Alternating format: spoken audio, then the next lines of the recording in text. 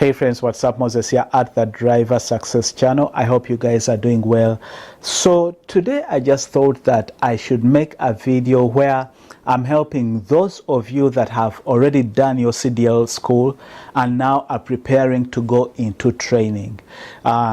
Because those are two different things. You can get your CDL and then at least for most companies, they will have you get your CDL and then they will pair you up with a trainer so that you go out into training.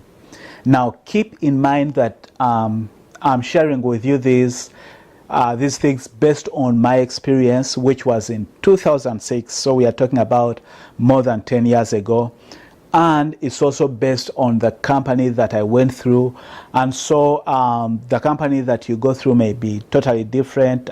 They may do things totally different, but in general the things that I'm going to share with you are things that I believe will help prepare you as you go into training. At least you will have something to kind of reference, something to look forward to.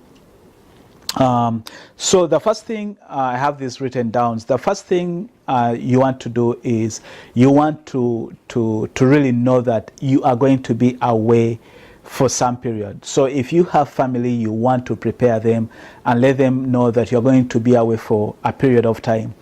Depending on the trainer you get and depending on the company, you may be able to get back maybe every weekend, but for the most time, at least based on my experience, when you go out with a trainer, they want you to be gone like for 3+ weeks. So you'll be out maybe for a month sometimes, or some companies will even have you out for maybe 2 months before you can even get back home. So the first thing you want to do is prepare your family, let them know that you're going to be away for a period of time. The other thing I think that most people don't realize is you are going to be a guest on your trainer's truck. The reason why I think this is important for you to know is because I remember I did some I had a trainee come on my truck, and this guy had he brought a lot of luggage on my truck. And if you need to look at, if you haven't seen the space that you are going to be sharing, then you need to look at that truck and see the space so you get an idea, because it's not a big space. So chances are your trainer will have most of his stuff in the truck. He will have the truck full of his stuff.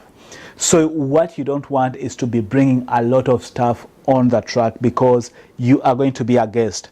So limit the amount of stuff you are bringing on the truck. So don't pack bags full of stuff, okay? Just make sure that you take the things that you really are going to need. And maybe I will see if I can make another video where I give you an idea of the things that you need. But don't be packing a lot of stuff because you are going to be a guest on someone else's truck. The other thing that you need to know is you've got to understand that there are going to be some personality issues. When they train you, or when they pair you up with a trainer, three things may happen. One of three things will happen. One, either your personality and the trainer's personality will be personalities that collide. In other words, you can't stand each other. In that case, you will have to get in touch with whoever is concerned with that to make sure that they get you off of that truck and put you with another trainer. If you can't stand one another, just ask for another trainer, okay? And the thing is, you won't know until they give you that trainer and you are on the road. So your personalities may be personalities that just collide with each other. If that's the case, ask for another trainer, okay? You always have that option. Never try to just be in conflict with a trainer, because I've heard of stories where trainers will kick people off their trucks in the middle of the road. That is really something they shouldn't do, but sometimes when it gets too hard, things may happen. So avoid that. If you think that you are not getting along with somebody, then just ask for another trainer. The other thing, you may get somebody that where you can be able to bear them. I mean, you don't get along really well, but it's a bearable situation. In that case, you may want to just forget about your feelings and your rights. I mean, if they are not really abusing your rights and you can bear them, you may want to do that so that you get through that training. Because sometimes you don't have many trainers, and for you to get another trainer, it may take a while. So that will depend on your situation and what you think you can handle. So you either can stand somebody, or you can put up with somebody, or you can be lucky and get somebody where you are just compatible with each other. I'll tell you this, my own personal situation. Sierra England, that's the company I trained with, they had 2 phases of training. So the first time you went out with a trainer, I think you were on their truck for a month, and then after that month, you would go back and then they would do an evaluation on you. If you pass that evaluation, you'd go into the second phase of training, which I think took like 3 weeks. Now, the first trainer I got, I thought I could be able to stand this person, and I tried, but after about 1.5 to 2 weeks, I just couldn't take it anymore. So I had to ask to get another trainer. The second trainer they gave me was really, really superb. We were just compatible. Everything was well, and in fact, he didn't even want me to leave his truck, but I had to leave his truck, right? The funny thing is, the next phase, the first person they gave me, within 1 day, I'm not kidding you, I only spent 1 night on that truck, and I had to call the coordinator and tell them that I cannot be on this truck. And the second person they gave me, it's amazing. We were just compatible.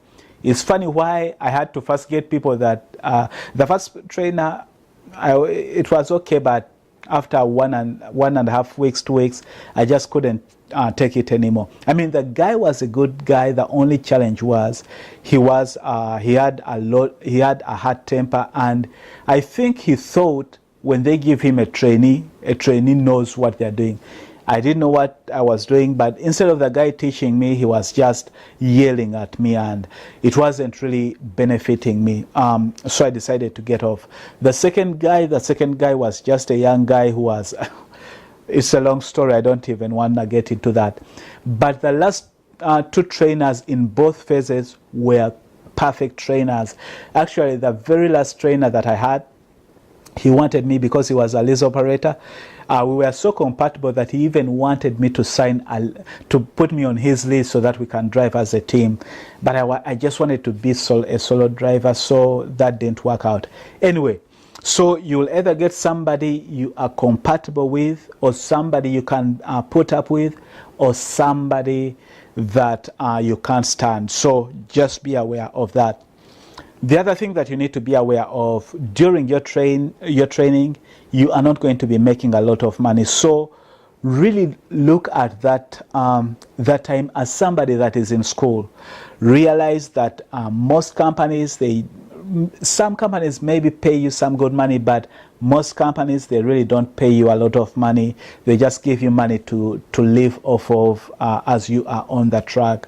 As I said, I'm telling you this based on my experiences 10 years ago, and just based on Sierra England.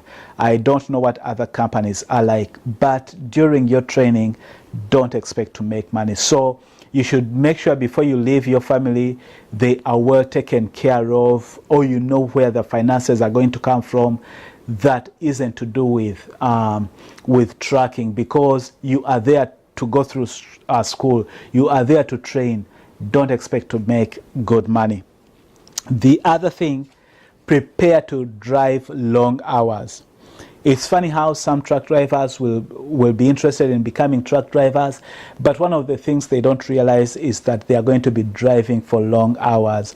And so some drivers come and they just want to drive for maybe like maybe like 2 hours, and then they're tired. Just train your mind to know that you're going to be seated for long stretches of hours. You'll be seated for 3, 4, 5 hours where you just need to drive, depending on your load, when it's supposed to deliver, where you are going. You really don't want to be the kind of driver that drives an hour and then you want to stop and drive another hour and then you want to stop. You want to have the stamina to sit in that seat and just put that foot on the metal and drive for some good hours, maybe 3 hours or 4 hours, take a stretch and get back in and drive again. It's something that you should be aware of, and your trainer will be happy with you if you are not the kind of person that is always stopping. So that's the other thing you need to know. The other thing you need to know is, again, based on my experience, and actually based on also other people that I talked to when I was training, most trainers will make you drive at night. And for some reason, you will want to drive during the day because you feel like during the day you are fresh and you want to see places, and so you go out with this desire to drive during the day. And yet trainers will most likely make you drive at night because they want to drive during the day and they want you to drive at night. Now, as somebody who is training, you may feel like your trainer is being harsh or they're just being mean to you. But I have come to appreciate why some trainers will do that, and I'm going to tell you why. During the night, you don't have as much traffic. Now, you get tired more, but you don't have as much traffic. And so your chances of making mistakes kind of can be low. Again, I don't know how to explain it, but during the night, as I said, you will get tired more because you are not used to driving at night, but you have less traffic. Okay, so try to know that your trainer may be doing it just because they don't want you to be involved in a lot of traffic. Now, as you go on in your training, they may then try to shift you and give you a little bit of daylight and then a nighttime, and then they may give you some shifts where you are driving during the night. And also understand that sometimes even the schedule may not really may not be conducive for you. Hold on a minute.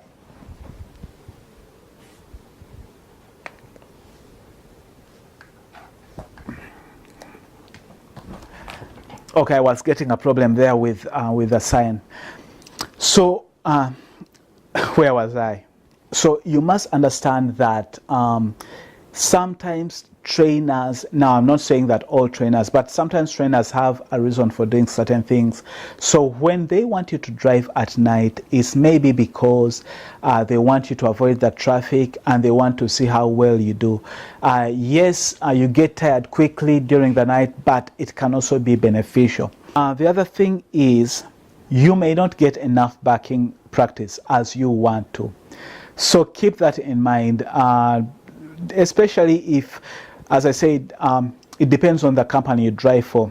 The way Sierra England had their system set up, really, we were driving as if we were team drivers. And so trainers were caught up mostly into making the miles than really helping you out, especially when it came to backing. So you find drivers who are done with their training, but really they lack a lot when it comes to backing. And so you just need to know that you may not get enough backing practice. If you get a good trainer, they will train you.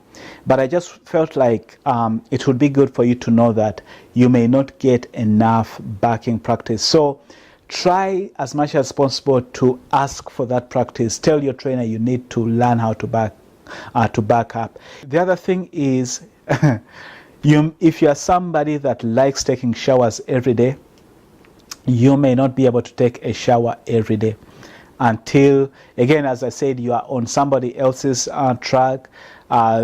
kind of they dictate what happens. And sometimes there's so much about the loads that they may not plan well for you to take a shower every day. So understand that you will not be able to take a shower every day. And that's the beauty, that when you're done with training, you have your own truck. You decide how you plan your day. But I just want you to know that you may not get showers every day when you are training. So the most important thing you need really to remember when you are training is remember why you are on that truck. You are there to train. And so you may have to put up with a lot from your trainer. Things may not really go the way you would want them to go. But remember, you are going to get your own truck after training.